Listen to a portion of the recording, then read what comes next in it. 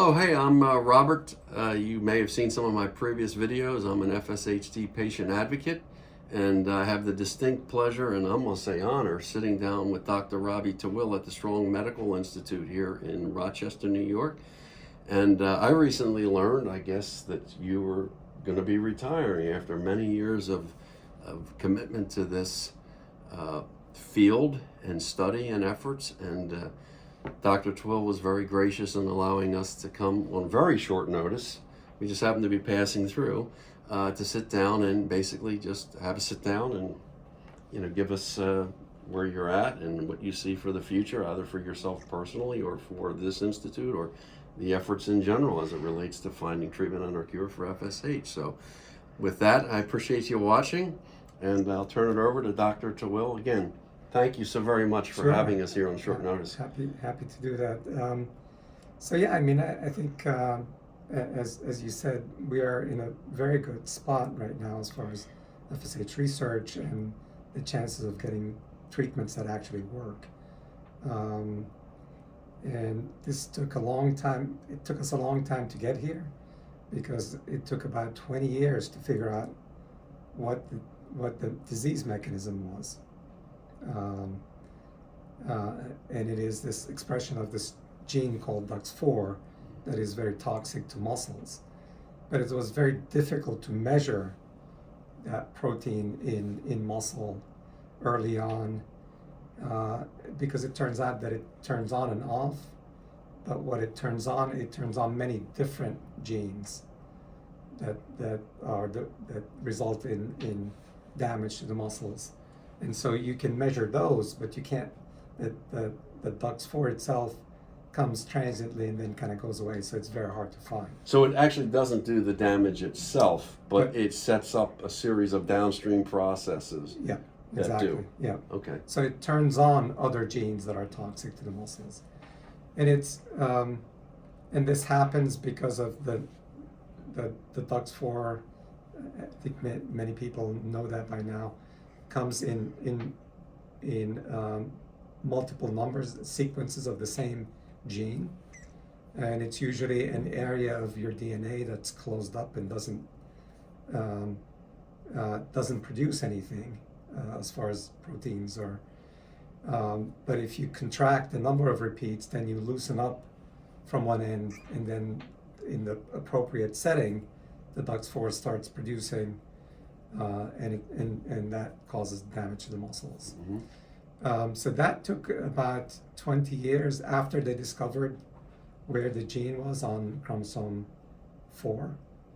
And who did that discovery? Was that Tapscott and then the gentleman over, or the gentleman over in No, that was discovered. That was discovered in the late. It was in.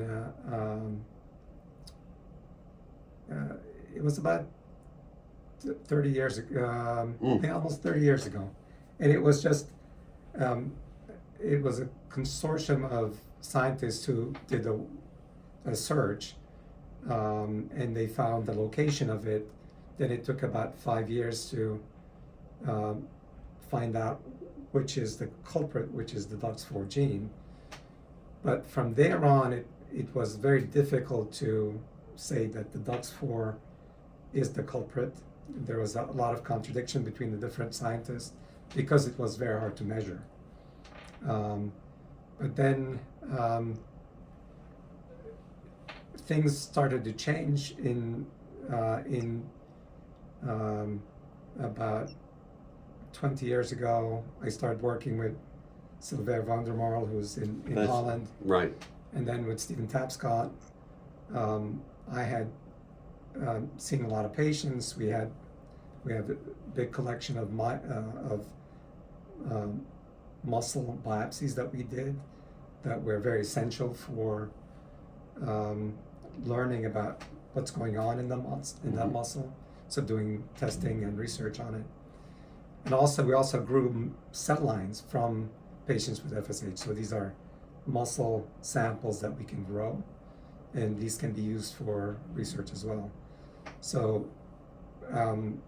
I collaborated with Sylvain van der Marl and Stephen Tapscott. I had the patients, I had those biological resources, and things kind of took off from that point. And in 2010, is the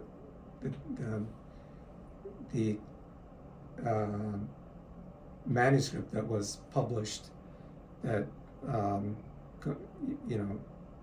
definitively showed that DUX4 is the target, is the cause for FSHD.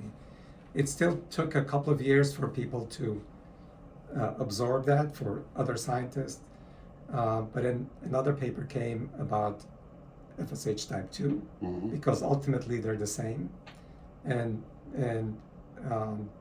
the group showed that it's the same disease, but reached to in different ways. And they're both resulting in the DUX4 expression, Exactly. regardless of the genetic location of exactly the defect that you want to call it. and so this kind of really solidified the idea that DUX4 is the culprit, and this is where you have to go. And so this was in now 8 years ago, and no, it was 2010. 12 years, or 13 years, give or take. Yeah, 2010, and then another 5 years. During that time, I started working with Dr. Statland, who was a fellow here and went back to Kansas, but we worked together to try to prepare the field for clinical trials and learn about what are the measures that are important in a clinical trial. So we started working on that. There was not a lot of money from NIH for this type of research.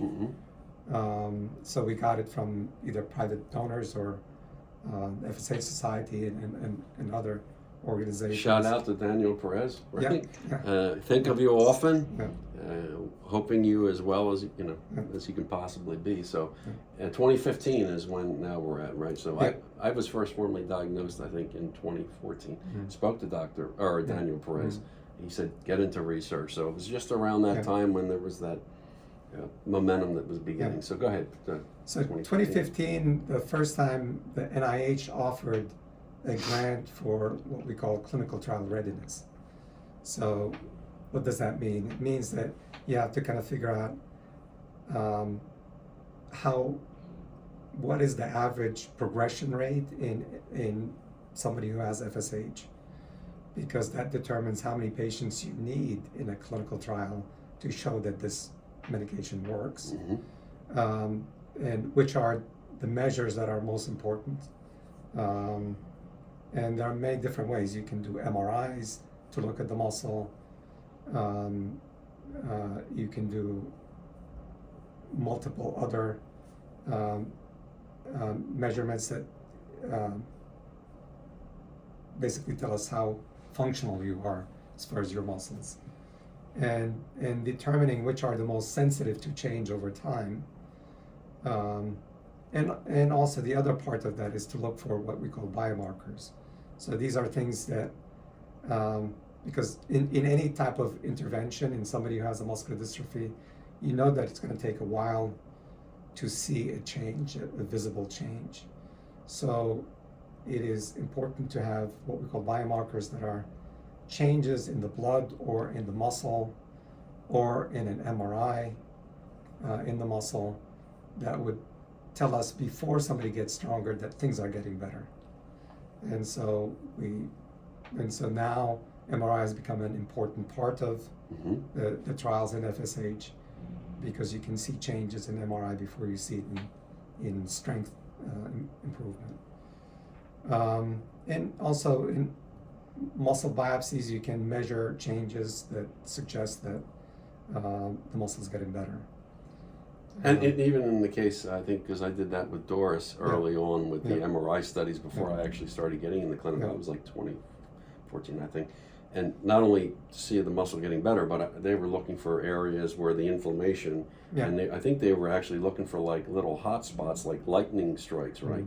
Is that right? If I remember that properly, as to where the disease process was going in a specific area of muscles going that direction as well, right? So you could actually see. Yeah.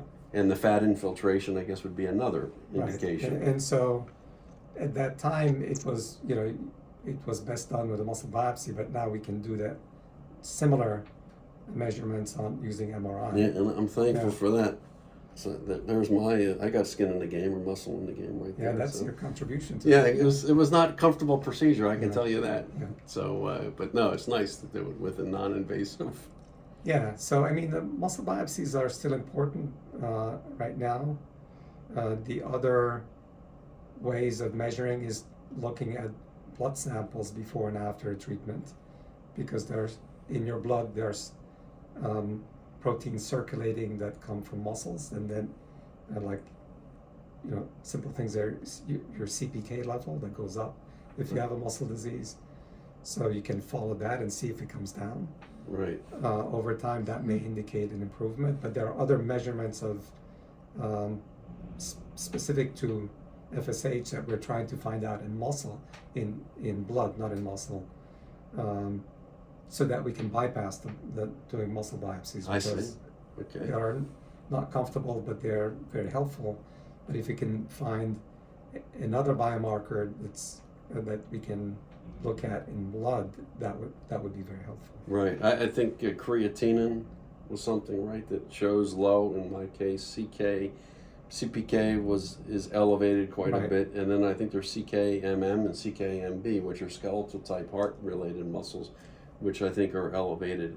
And then I actually had a troponin that has a little bit of a, these are super sensitive tests right today Right, for yeah. troponin levels, but one of my doctors said, well, because of your disease process, you could be having what appears to be, I don't know, with a troponin level that's steady but elevated than what would be normal. Yeah, that I don't know that we have a lot of data about something like troponin that's from the heart.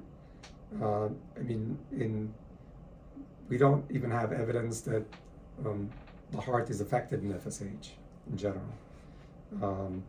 It may get affected if somebody has associated breathing problems that may kind of stress the heart. Oh, that could be, because Yeah. I have that diaphragm paralysis. Yeah, So yep. does that reduce the Yeah, functionality yeah. of your? Okay. Yeah. What are there any other biomarkers, or are these proprietary at this point for research?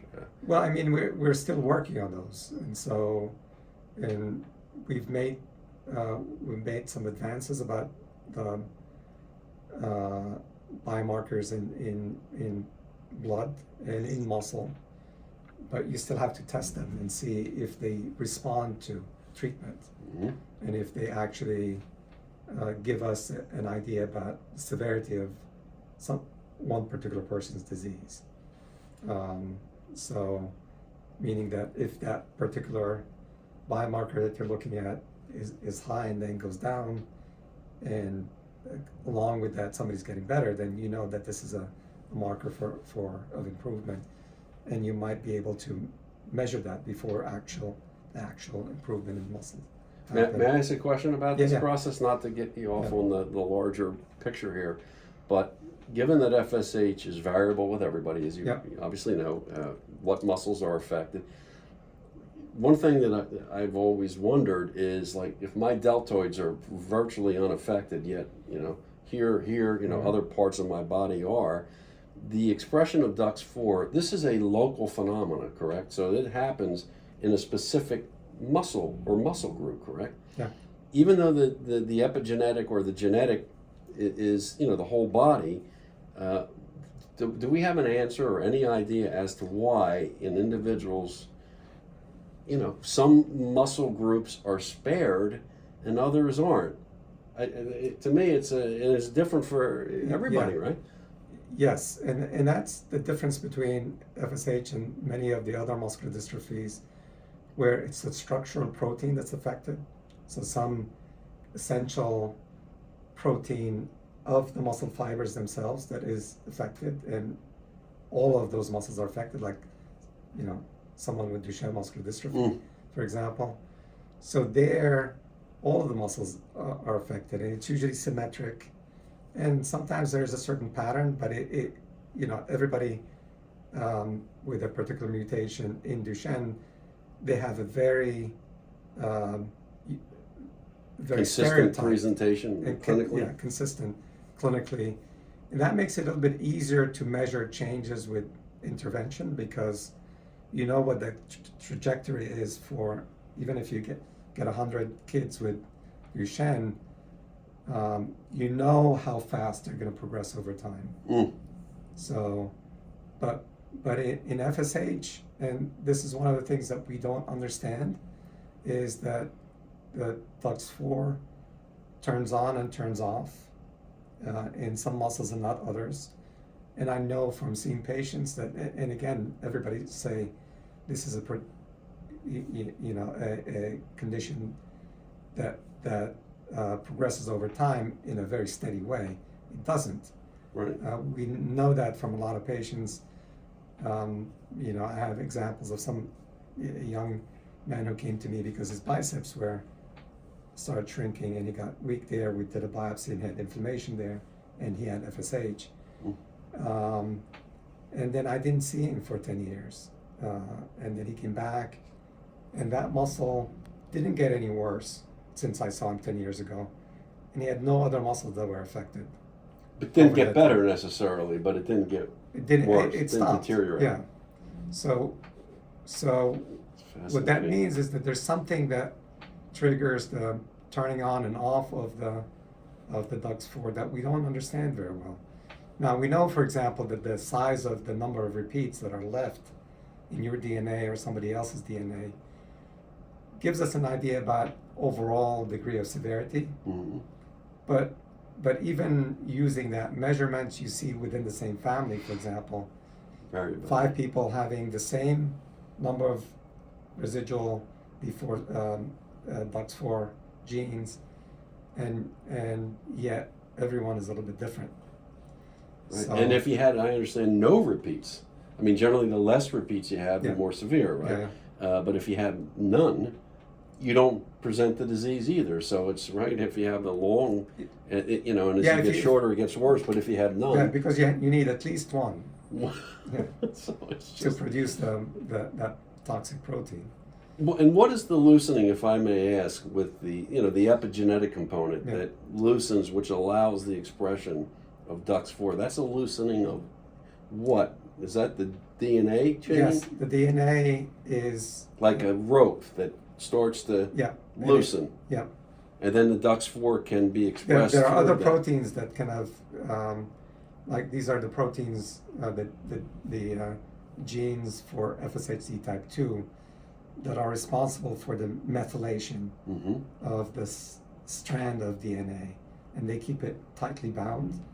But if that's not working, then you loosen it up, and then it can produce some of the most distal genes can produce the DUX4. So it makes me wonder then, is it possible why there's variability in muscle or muscle groups is that loosening up varies based on the location, even though the underlying mechanism in the downstream communication is going on. The epigenetic component of this unwinding or untightening, could that vary in muscle group? That's a good question. I'm not sure that that's the case, but I mean, you think because this loosening happens either by shortening the repeats, and that's type 1, or by getting a mutation in one of those genes that are responsible for keeping that tightly bound DNA from loosening. But if you have a mutation, for example, like the SMCHD1 gene, which is the one that causes type 2, then it's the same mutation in all of your muscles. So I don't know that explains, so it shouldn't be very different between muscle and muscle. But that's one thing we don't understand about why it can go on and then turn off on its own. Right, okay, but even so, I mean, if the target is really sound, the DUX4 and that downstream type 1, type 2, type 1 plus 2, maybe there's another out there, it's still going to be that DUX4 expression which creates the downstream cascade of events. And the wonderful thing about that is if it's successful, you're getting a 2-for-1 or 3-for-1. You're knocking the entire thing out, not just a type 1 or a type 2 or type.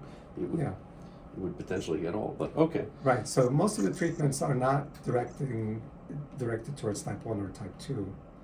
It's just a matter of all you need to do is get the drug or that RNA that goes to the distal, the last DUX4 repeat segment, and just block it. And that's doable, and it's been shown to be doable. And we've learned a lot from what has happened with these new technologies in Duchenne, spinal muscular atrophy kids who, severe form of spinal muscular atrophy. It's not a muscle disease, it's a nerve disease, but nevertheless, the idea of how you treat it is the same. So these kids the severe form of it, as soon as they're born, they start having symptoms, and they usually die by 18 months. Terrible. And now they do neonatal screening, genetic screening, and if you come positive, and you can get to them in the first 2 or 3 weeks of their life and give them this new treatment, at 18 months they look like normal kids. Yeah. How is there a connection with ALS insofar as these are all, that's also a neurological, Yeah. right? Or similar type of, well, we can get into the technology, the RNA, I think, was it Amylox? I'm getting off on another tangent there. But so for most people with ALS, there's not a particular gene that we can say this is the culprit. There are inherited forms of ALS where there's a gene that's causing that, and it runs in the family. So those are the ones that are now being mostly targeted for treatment because they have something to go after. It still remains more difficult for the majority of patients with ALS because they're sporadic. There's not a particular gene that you can go after. But overall, with these, looking at a bigger picture of all these neuromuscular diseases, neurological diseases, is the technology, and we can get, as you talk about the progression over, now 12 years or of the newer technologies coming online or in the pipeline, RNA, is that, you think, going to ultimately be, there's CRISPR, we've, the P38, right? I'm doing that right now with Fulcrum. But is the evolution, do you foresee, as we evolve, and you had told me earlier there may be as many as 12, we can get to that, therapeutics that are potentially in the pipeline, or are they all going to be in that realm of this newer technology? You think, is that going to be the new paradigm, so to speak, to treat all of these potentially? Most of them are going to be going that way because, some of what we've seen in other diseases is so kind of remarkable that this has to be what's going to happen in the future because it's doable. It's not always been easy at the beginning, but now they can do it in such a way that they can, so they had to inject these RNA treatments through an IV, and in the past it would go everywhere, and you'd have to give a large amount to make enough of it go into the muscle. Along the way, a lot of patients can have side effects because you're given such a big load of this, right. And that has been bypassed because now, for example, most of the companies working on it, for example, on FSH, Avidity is one that we just started working with. They have an RNA treatment that they attach to it another compound, protein, that makes it go only into muscle fibers and nothing So you're else. Specifically targeted, and we're not talking, is it AAVs? We're not talking of a virus mechanism. No, There's no. actually another, Yeah. which... It's just RNA treatment, RNA therapy. And so Incredible. again, that minimizes the side effects. You don't have to make you don't have to give such a big amount of the treatment. Again, the result is that you have much less side effects from it. Again, there's some more development that has to happen. I mean, for somebody with a lifetime of a condition, and if it's going to be relying on infusions that are, you have to get ongoing, right. It's going to be a little bit, it's going to be a little bit difficult for some people to do that. But there are other ways.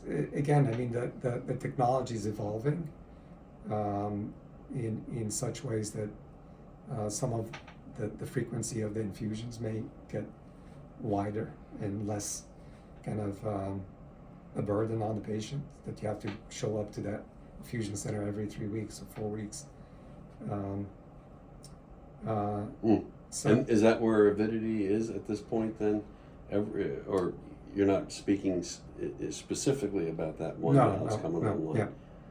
So a 1 shot or 2 shot or 3 dose and done, that's not on the horizon, not yeah. So for example, on the horizon? It depends what it is. I mean,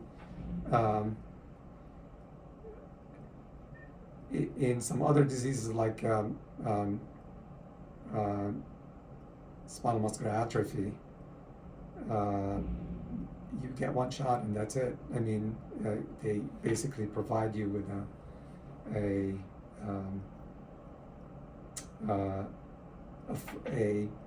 gene that's functional, and you need just 1 treatment for it. Wow, and that's also RNA?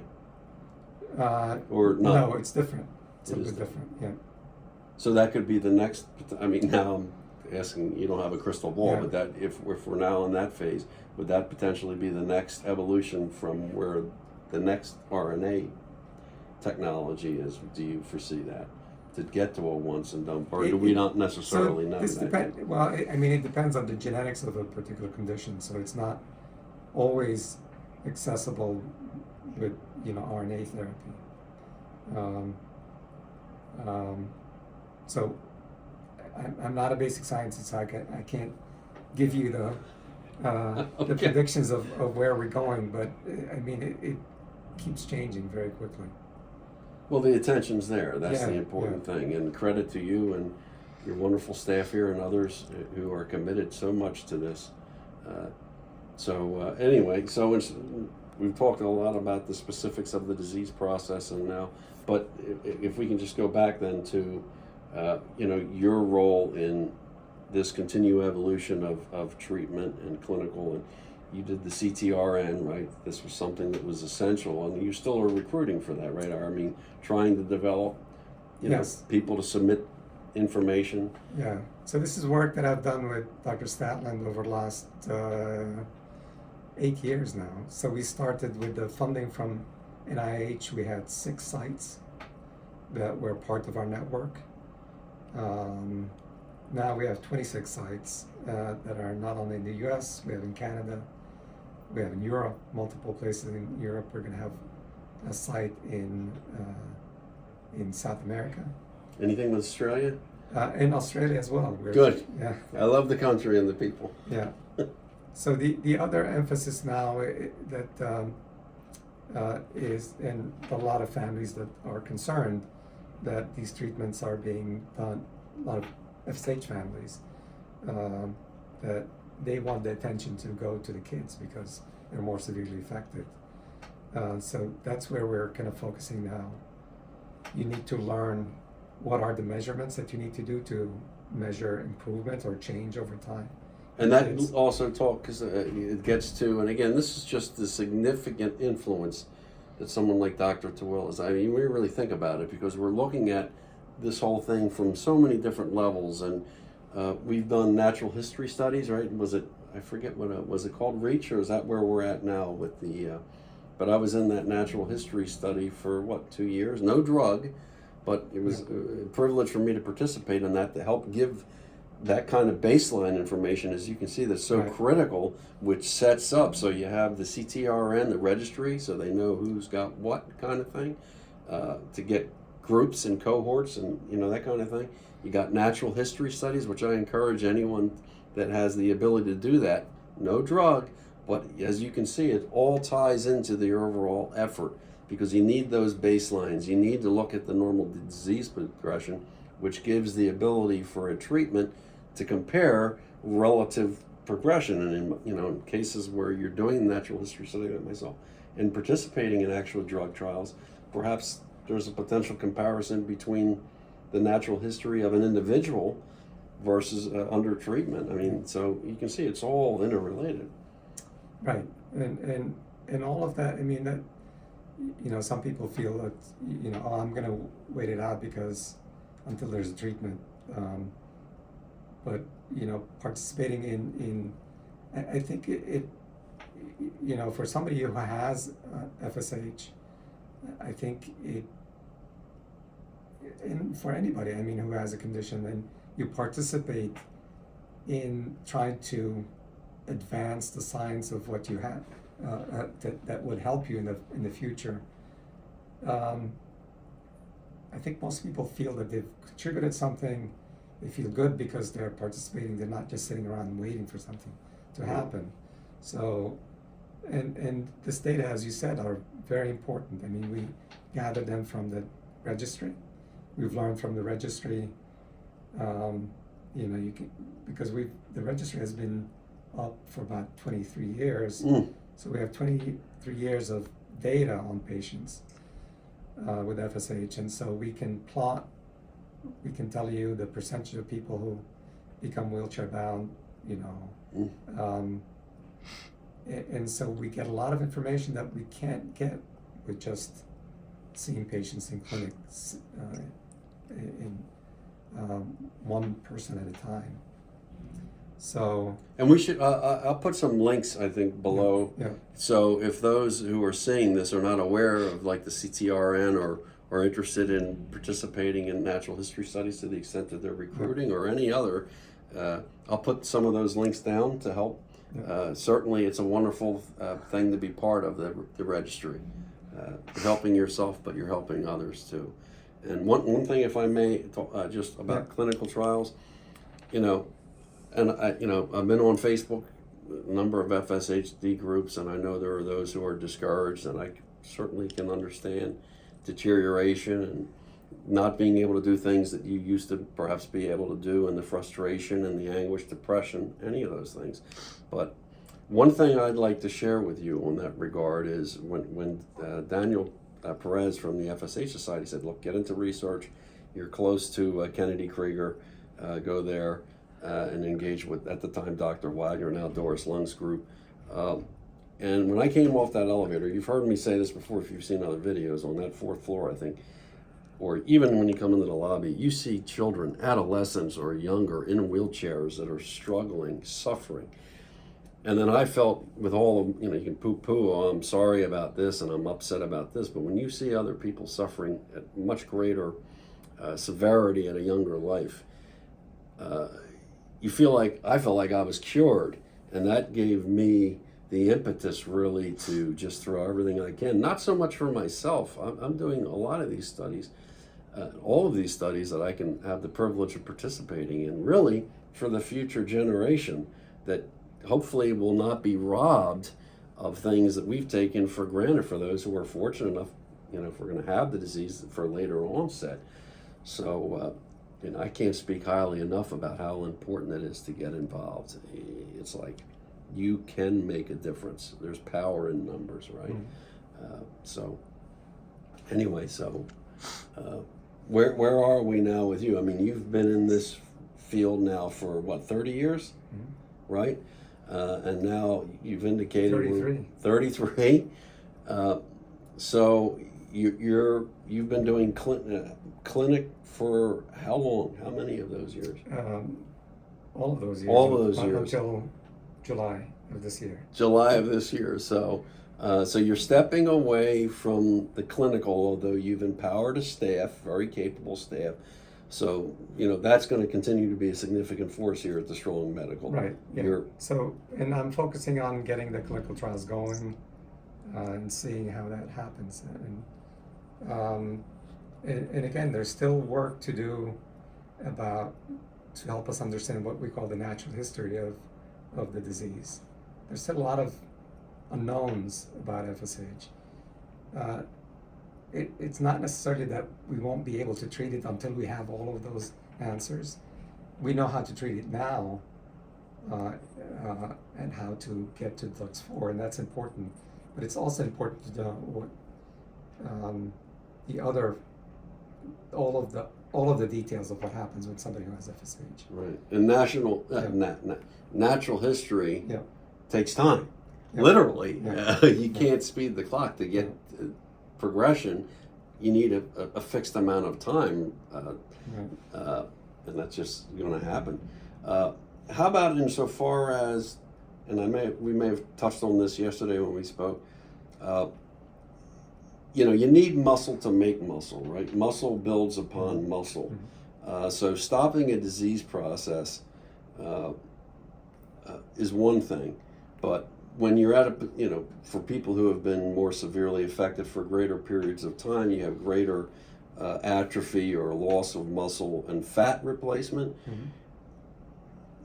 Stopping a DUX4 in and of itself for muscles that have been already damaged or significantly replaced with fat, that's not going to be enough, right? But now we're not only talking about stopping the progression, which is an incredible accomplishment in and of itself, right? But potential for those who have suffered and have lost capability to regenerate muscle. Now, that I would imagine that would be a whole nother field of research that would have to ultimately overlay in some fashion with this. Yes, and that's a separate topic. I mean, and it's applicable to anybody who has a muscle disease, and not only FSH. And there are people who are working on that. But again, we don't know. Again, any intervention that we make, we don't know. If it stops progression, that's great. If it stops progression, it makes you stronger over time, even better. Yes. But there's a limit, I think, where as you mentioned, I mean, if that particular muscle is so far gone that it's only fibrosis, fibrotic tissue, and fat, it's very hard to get that going. Although there are people who work on and trying to make a muscle like that regenerate, and so there's the other. You get into that, again, I'm way over my field. I've read potitotin, is that right? Potitotin cells, which pluripotent cells. What is it? Pluripotent. That can, or early or not really have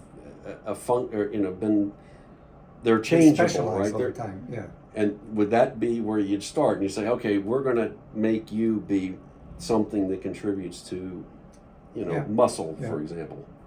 So the other thing that, again, it has not worked so far, but Roche Therapeutics has a drug that, again, Dr. Wagner was one of the first people to discover that. And that's where she's at now, right? She left Kennedy to go there? Right. She's in Switzerland. Yeah, shout out to Dr. Wagner. Hope you're well over there. Working for Roche. This is called Myostatin. Myostatin is not the drug. It's actually a protein that regulates muscle growth. So it's you don't want to overgrow the muscles. You don't want them to shrink a lot. So they are a regulator of muscle growth. And so this can happen naturally in individuals where they have a mutation where the myostatin does not work, and they turn out to be, even the kids look like they're muscle. I think I've seen pictures of cows, right? Cows, that look exactly, Arnold Schwarzenegger or Yeah. something. Is Yeah. that myostatin inhibitor, or are they missing it, or they have too much of it? No, these are animals that were born with a mutation of the myostatin. So the idea is, can you use myostatin inhibitors to accelerate muscle regeneration? And there's at least two different forms of myostatin treatments that have been done that didn't show changes, but there's a new product that Roche has developed that they're hoping that it might work. But again, we don't know at this No, point. but so that's also very, very Yeah. encouraging, Yeah. really, to hear that. Can I touch on some clinical Sure. things from personal experience, and just as I watch and go through a variety of different tests and see my primary, not just going to Kennedy for clinical, but just general health. Some things in there's muscle and tendon and skeletal muscle and skeleton. They're all interrelated, right? They all talk to each other. A healthy muscle helps make a healthy bone, and I think probably vice versa. And a couple things that I've seen, and I'll just throw these out there. Perhaps you do these with some of your patients as well. But I've been porotic or apnea, and so we recently changed to go to. I don't use Fosamax because I've been falling, and my falls have created multiple fractures. Now I have tendon damage, and it's just been getting worse. I've had 3 now. My feet, and I'm obviously afraid of a hip fracture, especially now with my glutes, and they're really eroded, so you can almost really feel that hip bone. And I just fell a couple days ago, right down on that, and obviously being osteoporotic makes a break even that more likely, right? So we recently started a course of Prolia, an injectable every 6 months to take, I guess, calcium out of the bloodstream. Is that how that works? And reinfuse it into the muscle, and perhaps into the bone. I'm sorry, into the bone. Excuse me. Over a period of hopefully we'll be seeing evidence of it in a couple of years. Unfortunately, insurance doesn't cover that. It's not an inexpensive drug, but do you see that with patients? You look at the bone density DEXA scans.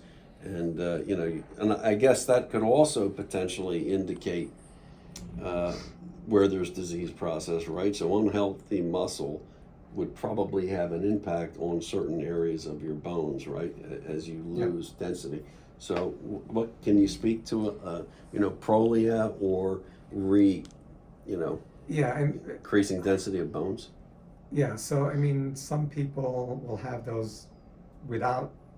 You'll get loss of calcium from your bones, not because you have a muscle disease. Sure. Women have a tendency Postmenopausal. Right. So there are many factors there, whether that same treatment, like the medication you mentioned and others that are used, are they going to work in somebody with bone density problems who has muscle disease? I don't know that we have enough data about that. What happens again? The body regulates itself very in a very systematic way and very sophisticated way. So the reason your bone gets loses the calcium and it becomes thinner is that the bone growth and structure depends on the tension, like on your biceps between here and here. The more you have tension on the bones, the more it grows more bone. Makes sense. And in the same way, if you you broke your forearm and they put you in a cast, your muscles are going to shrink within days. If you do a biopsy, you'll see that the small blood vessels, the capillaries between the muscle fibers, also go away. because it's not moving. The body is adjusting. So for the muscles, that, if you're just in a cast, and then you'll see that biceps is much smaller than the other one, but over time it'll come back. How that happens with the bone in somebody who has muscle disease, I don't know yet. Do you see, with your history of clinical Yeah. Observation of patients, is osteopenia or osteoporosis a very consistent large percentage Yes. Yeah. of people with FSH, Yeah. for example, or any other Yeah. neuromuscular disorder? Yeah. And actually, Dr. Wagner, I think they did a study on that a while ago, and this was published.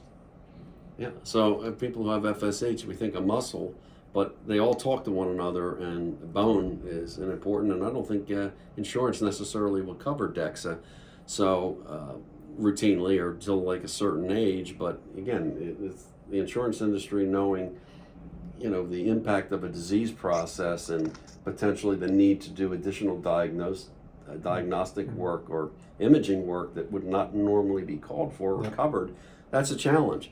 But certainly I think it's important to look at bone density because of those breaks could be very debilitating and it's scary. Yeah, and it's also important for people who have any form of muscle disease to stay as active as possible. Again, without injuring themselves. I mean, bearing weight, just standing up and walking, you're not only your muscle is working, but it's the fact that you're putting weight on your bones that stimulates the bones to grow denser. Right, and then there's joint. I'm starting to get joint issues with the lack of muscle. I'm getting a tennis elbow now. Right. I'm very bony here. My knees tend to hyper like this. I don't know what the word is for that, like a bird. Yep. But that, obviously that's going to put a lot of pressure Sure. on cartilage or things of that nature. There's something I wanted to think about with the bone. I'm sorry. Maybe I'll come back to it. I know what it was, because I'm sort of going back and forth with one of my primary doctors. And I actually had this conversation, if you've seen a video I did, an interview with Russ Cleve many years ago, one of the first, shout out to Russ. We talked about AFOs, because my doctor, with my fall, and I just tend to have instability, so it's not just foot drop and catching and then losing and tripping, or the crown of a road that you catch your foot, or an incline, or an uneven soil or cobblestones. But just without so much tightness and muscle, there's just like it's more like an old rickety chair, and you have that stability, and I think that's part of the falling. Right. But my doctor has been recommending AFOs, and the conversation I had with Russ is, that's all well and good, but going to your point, if you're using AFO, it's a dilemma.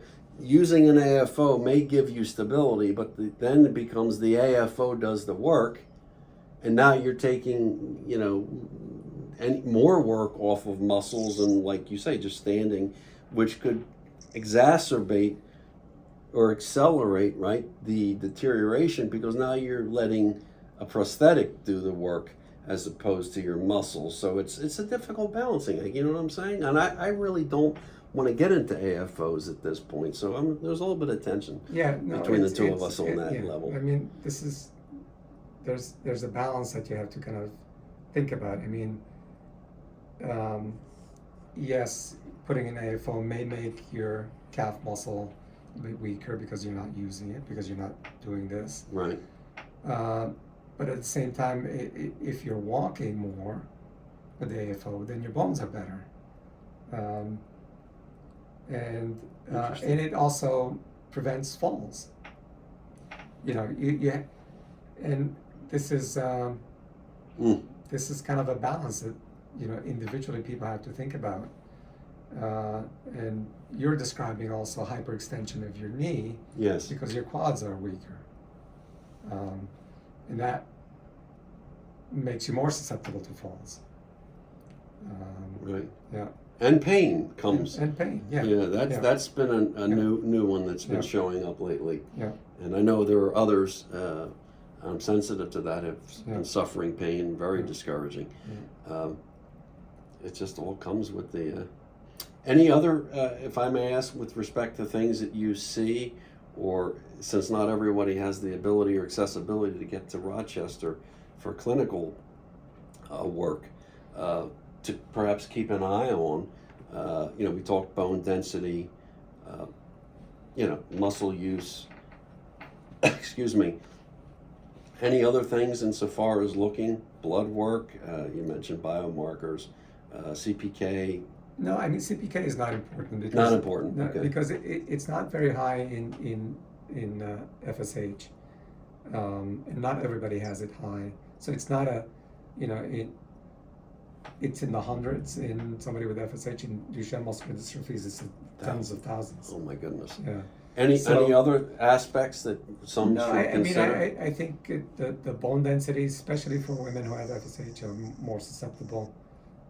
But women of a certain age need to do that anyway, to get DEXA scans and make sure. This one Yeah. also. This came as a result of potentially a lower libido. Looking at testosterone levels, irrespective of potential sexual function or libido or general mood, there is a component to muscle building, right? With if you're too low in testosterone, even in a healthy, otherwise non-diseased individual, that impacts, right? And a lot of the bodybuilders, there's always that. It's like, well, let's increase testosterone. Forget about steroids, but testosterone level as a thing that helps encourage muscle growth. Do you see any correlation between people with FSHD and lower levels of natural, what you would expect, testosterone levels? I mean, again, you're widening the net for what Too I much. can do. I mean, but so men of a certain age, I mean, their testosterone is going to go down, and so replacing that to a normal level is not a bad idea. I think I would support that. But having too much testosterone, it goes the other way. Right, and it's interesting because the doctor and I had this conversation. There's testosterone replacement, the patch or injections, which, from my understanding, could potentially create problems in that it's almost like prednisone. You're substituting, and therefore your body's natural process to produce it is being replaced, and that could have impact on longer infertility potentially with an individual, right? Or even potential cancer, where there's an off-label use. I think it's clomiphene citrate, which is for females primarily, that has a natural. It's off-label, so the insurance doesn't cover it. But I'm taking, 15 milligrams. If you take that every day, it can help your body naturally produce testosterone and bring you up to, I think, like a level of 400 to 600 somewhere, but not, it's encouraging your body to naturally produce it, therefore reduce the risks of doing substitution. So these were things that I've been going through from in the clinical, looking at DEXA, Prolia for increasing bone density, and then looking if you have any testosterone deficits, whether it's directly, it can't hurt to have the proper levels of testosterone, right? I mean, you don't want multiple things working against you, right, as we get older. So that would just be another thing. Yeah. Again, in clinical, I don't know if that's really an area. You're saying widening the net. Do you look at that? No, I mean, because this is a little bit out of our expertise. I mean, I wouldn't even know what dose of testosterone this is a general practitioner. I mean, Right. we, when somebody comes to us with a question like that, I say yes, you can, and I can recommend that in my note that goes to your primary care physician that you should do that. But we're not, but we have to be careful about again, I mean, keeping a normal level is important. Going too far Right. above, you get into trouble. Right, and so that clomiphene, again, I think it just so happens that it was scripted for 15 every day, which is one pill broken in half, and then measuring in, I think 3 months is the time before you really see impact. And you want to be in, I think, my primary says 400 to 600. There was one time I was at 179, that was years ago.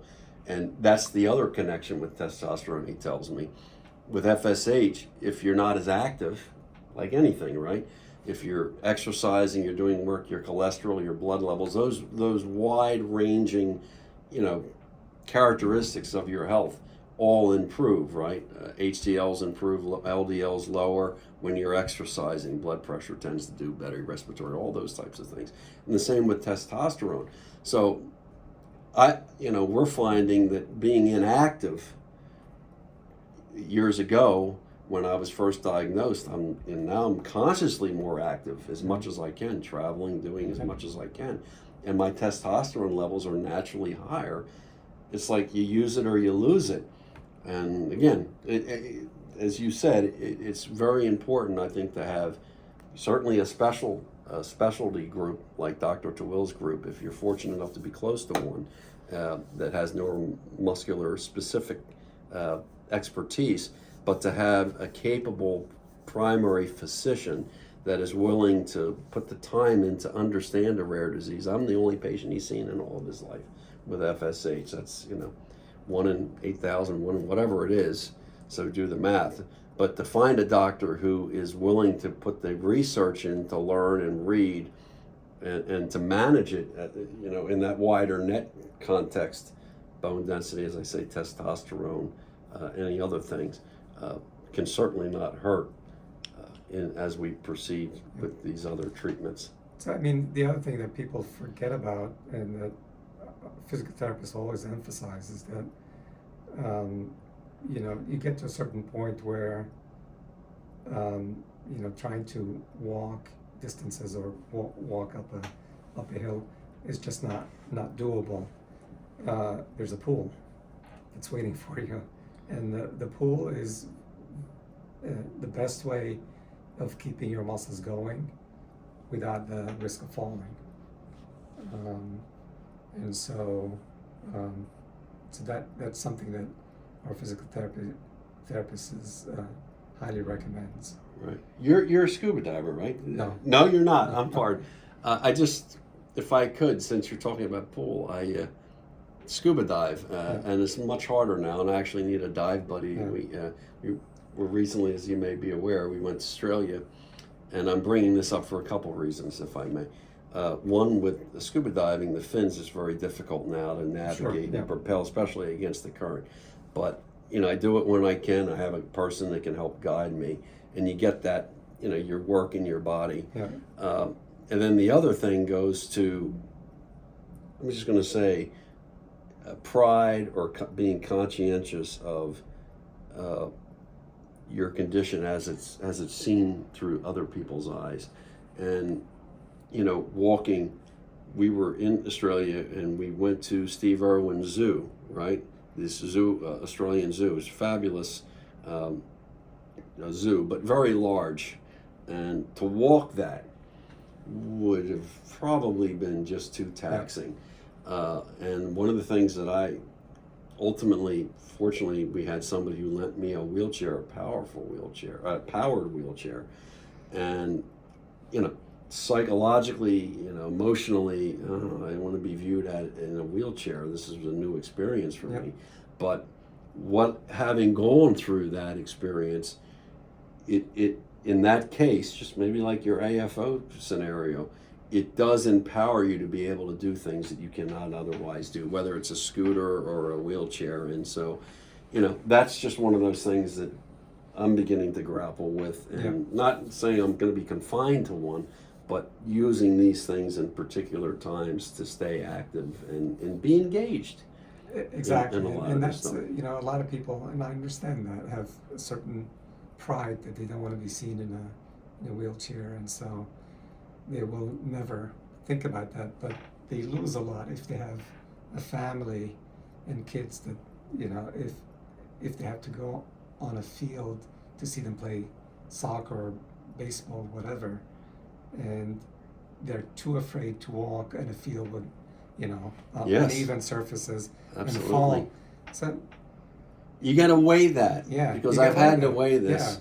Because I just fell a couple days ago. And you weigh the pride Yeah. of being seen in a wheelchair versus your pride being hurt when you're on the ground Yeah. and everybody's looking like, what are you drinking? You Yeah. can't get up. I had to crawl over to a chair. I couldn't even stand. But I it's, mean, that's But the other part of that emotionally is, damaging. it's you can use it where there are long distances that you will have to walk. You don't exhaust yourself. Yes, we want you to walk. We want as much as possible, but always in a safe situation.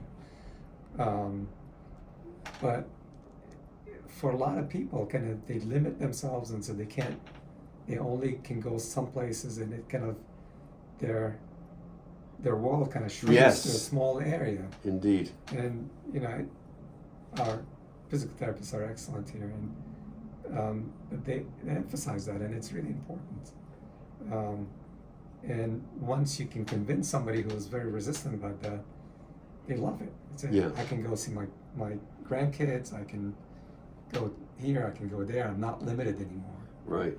And I just have to say it was wonderful that I was able to participate in just about everything at that zoo. And I guess too, you talk about emotional well-being. Sure. Right? If somebody is positive, that's got to have overall health benefits as opposed to being negative and stressed. And is it, I'm trying to think of that stress hormone that can't be healthy, that gets excreted if you really have anxiety or depression. So there is that emotional, psychological health on the other side of it. Right. Okay. So we've touched on a wide range of things, but so where you're going to be participating here or involved with still overseeing the clinical trial and managing, I guess, your staff for the clinical, right? Even though you won't be seeing patients yourself directly for at least, to the end of? To next summer. But I mean, the transition is that I'm going to set things up here so that all of the ongoing research on FSH continues here. And one of my colleagues, Dr. Johanna Hamel, I don't know if you met her. I don't think you did. She's excellent, and she's going to take over. We're also trying to get a basic scientist to work on FSH here as well. We have one person who's interested. We'll see if we can recruit him. And actually, it's going to be a pair because both him and his wife are researchers. So. And then, so if I may ask, put you on the spot, and maybe you don't have an answer yet, but what's next for you? I mean, I don't see you. I always see you doing something, moving forward with something. Do you like to travel? Would you write a book? Would you give, what do you call it, speeches, not speeches, but, when you go and you do presentations, Right. What do you, or travel, or relax, barbecue, fish? I mean, I like to do something that's not hanging around, but just do something kind of constructive and something that you like to do. I mean, it's not going to be a problem finding that. You don't know yet? Or do you have it in your mind you don't want to share? Yeah. The first thing I have to do is convince my wife that she has to retire as well, because she's a physician, and I'm turning her mind about this a little bit so that she's seeing it the way I'm seeing it. We'll see. Okay. Is there anything else that you'd like to touch on? No,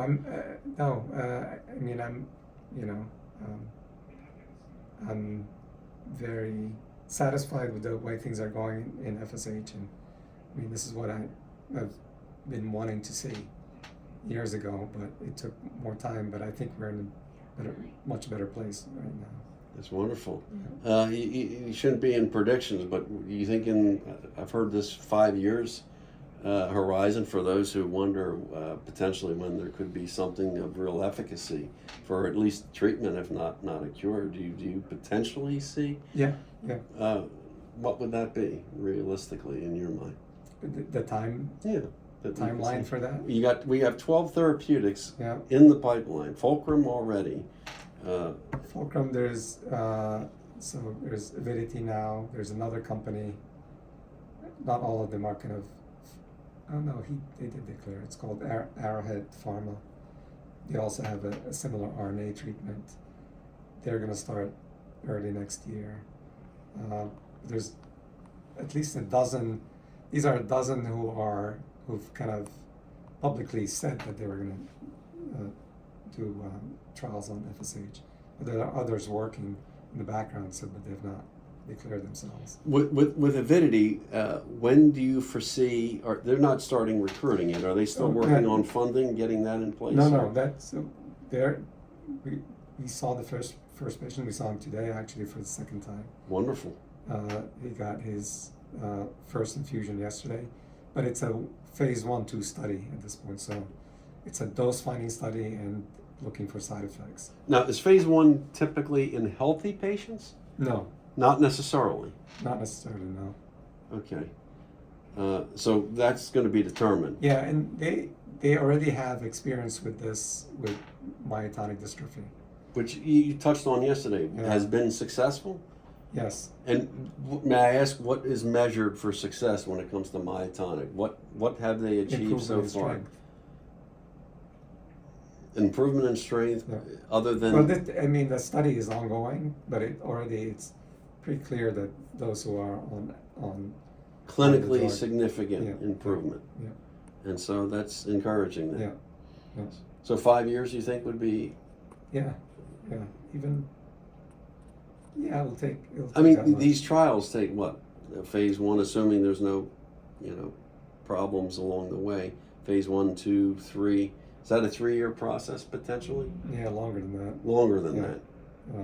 But again, there's going to be multiple companies by the end of next year. I think there's going to be a bunch of companies doing trials all at the same time. So we'll see who. So this is now a great time for those who get involved with the CTRN, right? Yeah. I mean, this is where it starts, right? You and get with. Can you touch on some of it's Jeff Statland's group? He's in Kansas, right? Right. You here, of course, Kennedy Krieger. There's one in LA, isn't there? One in California. Is Tapscott Group up in Washington State? Could you touch on some of the areas for where individuals who may not know the accessibility to get in front of, to get in these pipelines or start to get involved in research? Actually, there's a website that Jeff has from their institution where they have all of the whole list of medical centers that are involved. Okay, and we'll definitely put that link Yeah. down there as well.